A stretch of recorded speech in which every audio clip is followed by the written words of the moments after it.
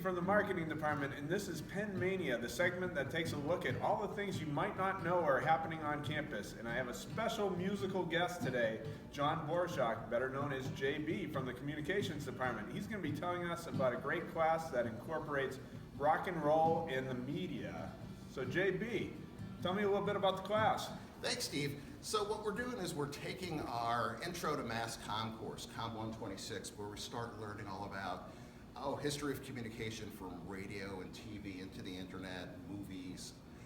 And what we're going to do in this one is kind of put a new spin on it. It's going to be the rock and roll edition. So everything we have is going to come back to music in some shape or form. We'll look at how radio suddenly came into top 40 kind of stations. We'll take a look at how rock and roll got pictured on TV, from old shows like American Bandstand to shooting Elvis from the waist up because we can't see that pelvis move on TV, all the way to wardrobe malfunctions. So take your pick. We'll cover it all through a lens of rock and roll. Right, so JB, tell me about some of the great artists that you're going to be taking a look at, profiling, and talking about their impact on the media and how the media covered them.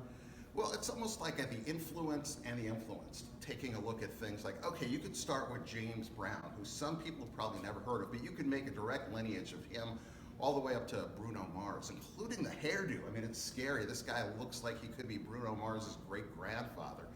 But he was called the godfather of rock and roll way back when, and the hardest working guy in show business. We'll look at some of that and make the connections.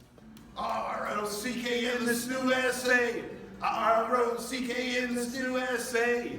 R-O-C-K in this new essay. Rockin' in this new essay.